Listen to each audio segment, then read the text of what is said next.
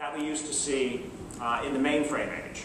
And the reason for that, the reason that this is so much more efficient, is the same reason that utility supply models are always more efficient.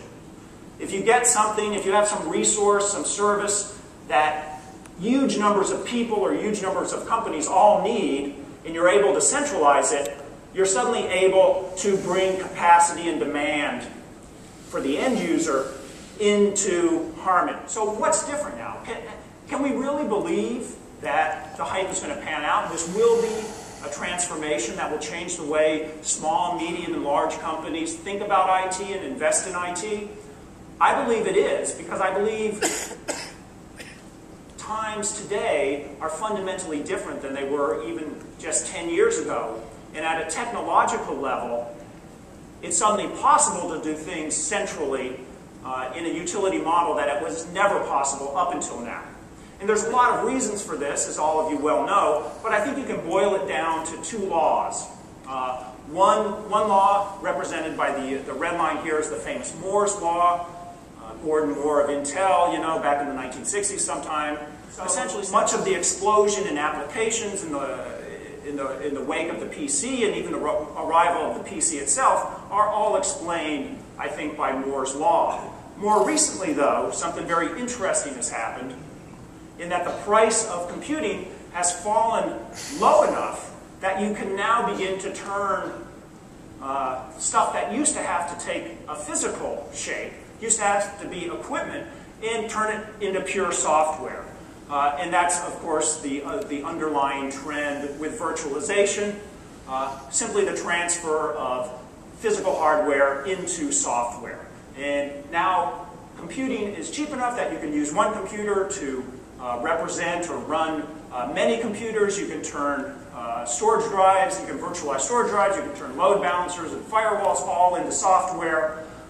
And that's driving the ability to create these big centralized cloud computing plants that can serve many users doing many different things simultaneously and at a very low cost.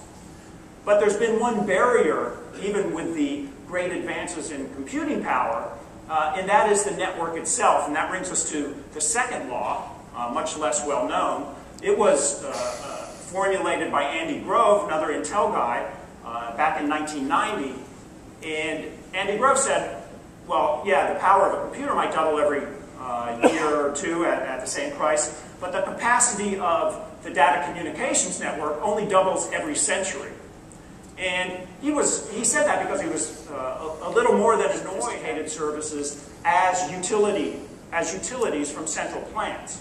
But what we've seen in the last 10, 15 years is that Grove's law has been, in effect, repealed. As we've built out the fiber optic broadband internet, suddenly the capacity of the network has caught up, or is starting to catch up, to the effective capacity of the computer itself. Available to supply these services, to transmit these services in the very efficient central plants to serve as, in effect, the generating station. All the old assumptions about IT are overturned, and overturned very quickly. And suddenly all the things that companies thought they had to do themselves, they suddenly realize that they can merely tap into the grid, plug into the network, and begin to get even the most sophisticated IT services in that much more efficient, much less capital-intensive way. The cloud has already won in the consumer space, and now it's beginning to win in the business space as well. In fact, if you look across the entire IT business, I would say that the vast majority of investment and the vast majority of innovation has already shifted away from the old client-server model to the cloud model. So the cloud has already won in the consumer space, and now it's beginning to win in the business space as well. In fact, if you look across the entire IT business, I would say that the vast majority of investment and the vast majority of innovation has already shifted away from the old client-server model to the cloud model. Old line companies, software companies, hardware companies, new web-based companies, they're all very rapidly converging on the cloud as the supply model for business for the future. And the final model is cloud as business itself. I talked about Facebook and all these Web 2.0 companies.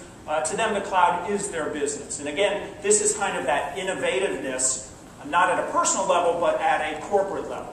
What can we do when we don't have to worry about scaling so much, we don't have to worry about capital investment? We can simply build our entire business on top of somebody else's computing system. Again, this is already very, very important in the internet space, but I think is going to become much more important throughout industry as people change their thinking about the trade-offs that have always existed up until now in the economics of computing.